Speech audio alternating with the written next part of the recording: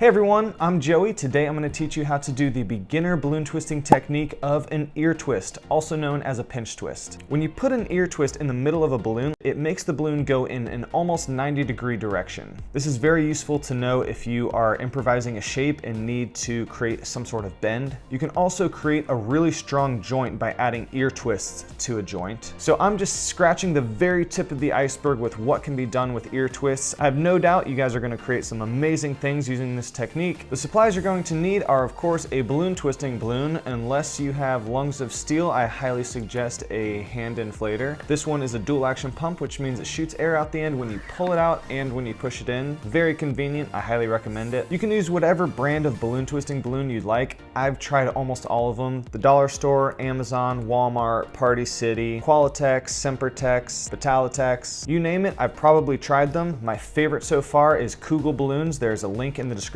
below if you want to check those out and do your own research on them. Let's inflate our 260 size balloon twisting balloon about halfway. I tell everybody that I train this, the most difficult part of balloon twisting is tying this initial knot in the balloon. If you're having trouble tying this initial knot, check out my tutorial to see how I do it. Hopefully it's got some good tips that will make it easier for you. A pinch twist or an ear twist is essentially when we make a 1-inch bubble and we twist both sides of that bubble in on themselves so that it ends up looking like a character ear, and also gets the name pinch twist because we're pinching the sides of it as we're twisting it together. If you're going to do a pinch twist or an ear twist on the very beginning of your balloon, go ahead and make your 1-inch bubble.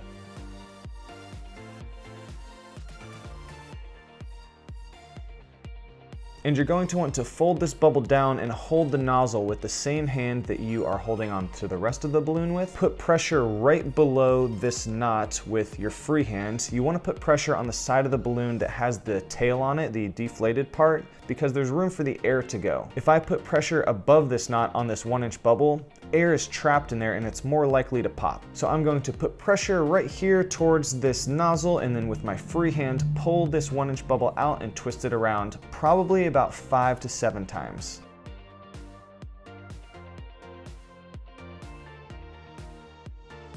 As you can see, it makes a little ear or bean shape. Now let's do this in the middle of our balloon. We'll create a 1-inch bubble by twisting the back end of our balloon in the same direction.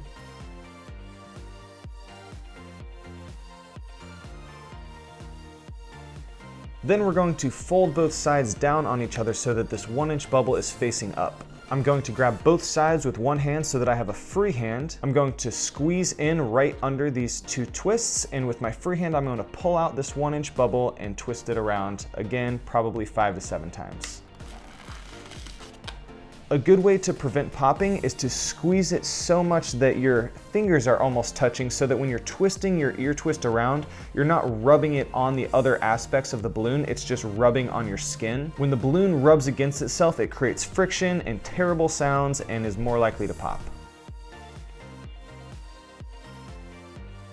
When you put an ear twist in the middle of a balloon like we just did, it makes the balloon go in an almost 90-degree direction. This is very useful to know if you are improvising a shape and need to create some sort of bend. You can also create a really strong joint by adding ear twists to a joint. For example, I'll add another ear twist right here.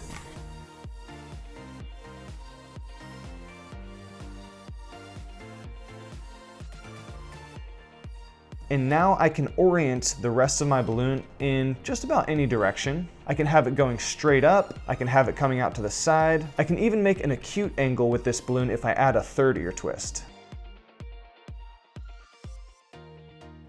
Whenever I'm making multiple ear twists, my technique is to use my peace fingers to hold around the other ear twists that I've done, use my thumb as pressure on the side of the balloon with the tail, and then push right under this twist up into this joint while I'm pulling this 1-inch balloon out with my free hand and twisting it around.